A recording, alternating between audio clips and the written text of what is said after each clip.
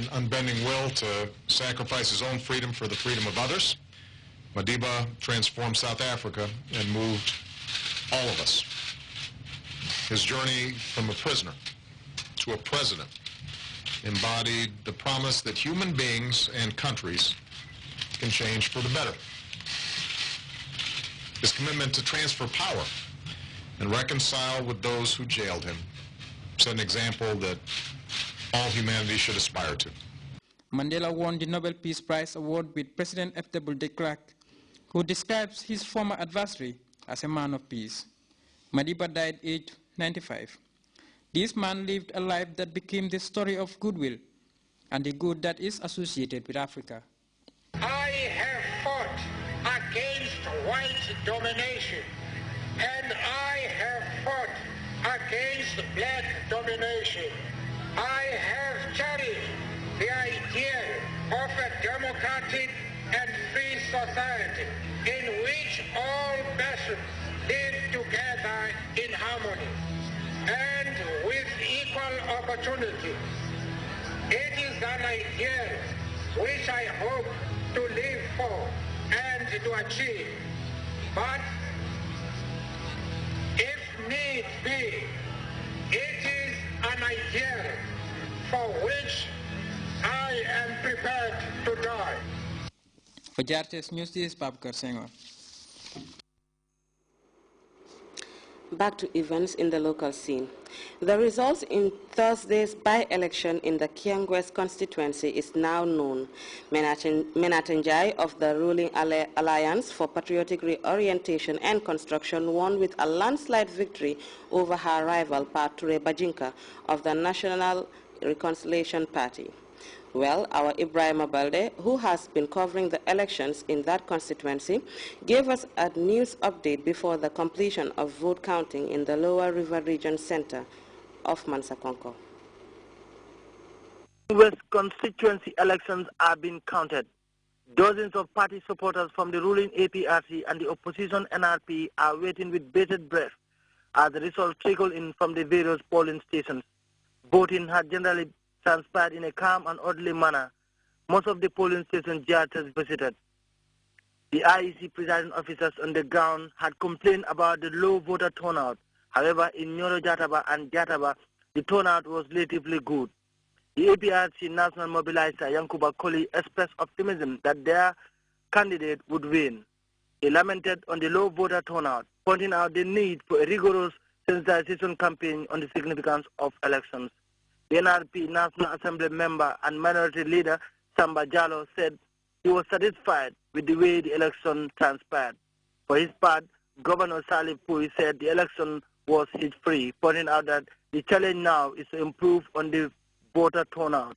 Meanwhile, the IEC chairman Alhaji Mustafa Carroll, who had been here since Sunday, went round to observe the process himself. At the time of filing this report, the votes are still being counted, and the IEC chief is on his desk waiting for all the results to be brought in before the final declarations of the elections are made.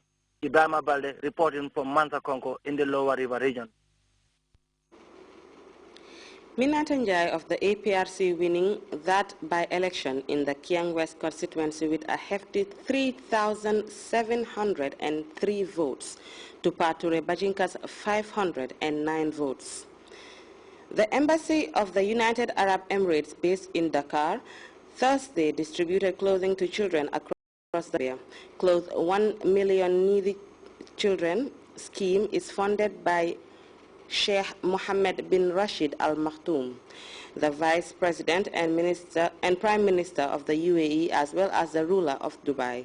As we hear in this report by Mamadou Diallo, numerous Arabic and Quranic memorization schools and the SOS Children's Village are among the beneficiaries. Needy Children is a global campaign funded by His Royal Highness Sheikh Mohammed bin Rashid Al Maktoum, Vice President and Prime Minister of the United Arab Emirates, and also the ruler of Dubai. The scheme intends to provide clothing to needy children worldwide, and on Thursday, 15,000 pieces of clothes were distributed to children from various Arabic and Quranic schools, nursery schools, and the SOS Children's Village in Bakote. Speaking at the distribution ceremony at the Talini Islamic Institute, His Excellency Hamad Saeed Al-Zabari, the Emirati ambassador to the Gambia based in Dakar, described the gesture by Sayyid Al Maktoum as purely humanitarian. This initiative from His Highness Sheikh Mohammed bin Rashid Al Maktoum, this initiative to provide clothes for the Gambia, there is 15,000 for the children between 6 and 12 years. And about that, we are here today to share this cloth for the poor people and needed children. In this, He said that similar distributions have been held in Guinea-Conakry, Guinea-Bissau and Sierra Leone.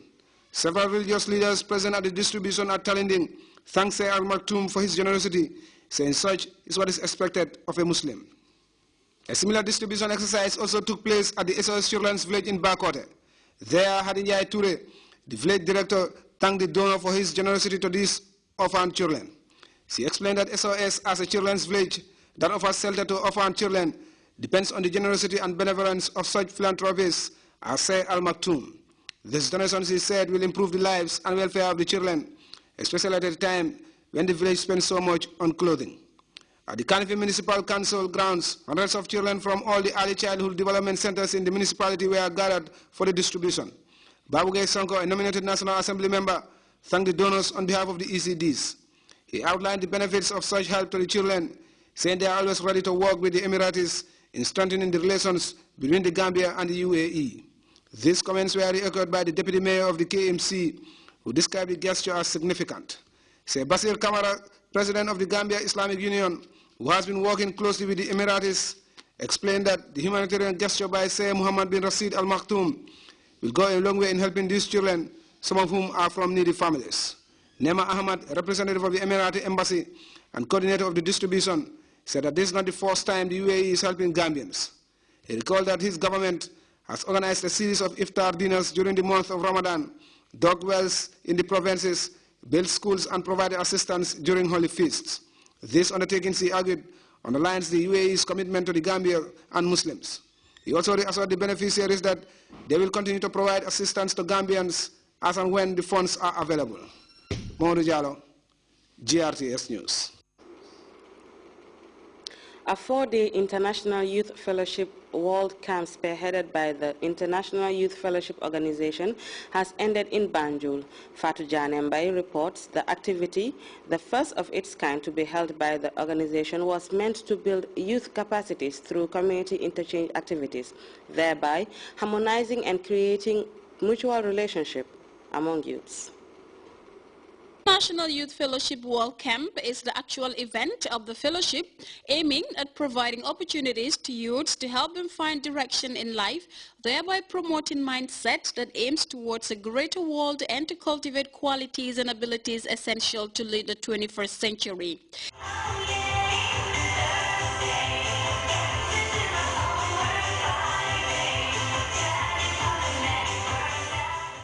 It is a global youth organization for Christian principles by prominent people from different walks of life, headed by Reverend Okso Pak. The organization's ultimate goal is nurturing leaders of the intellectual power and practical solving of youth problems. The International Youth Fellowship Organization was established in the Gambia in 2007, and since then it has been engaged in the cultivation of leaders of the next generation, broaden their views of the world, as well as teaching them the importance of having a big heart. We like to, we like to have the leaders for next generations through our organizations, because our organization is focused on the mind of the youth. So because there are so many people who have the healthy body and then have so many good skills and the knowledge, but there are also so many people they don't know where they have to go, what they have to do with that. So that is a part of the mind. So we like to make them to experience so many kinds of cultures. International Youth Fellowship Organization has its mission premised on building youth capacities through community interchange activities, thus harmonizing and creating mutual relationship between countries. Uktin O coordinates the activities of the International Youth Fellowship Organization. He has more on what his organization has been doing since its establishment. We are working with the Ministry of the Youth and Sports and the high educations And then as we are here, we have the academic program for the people those really wanted to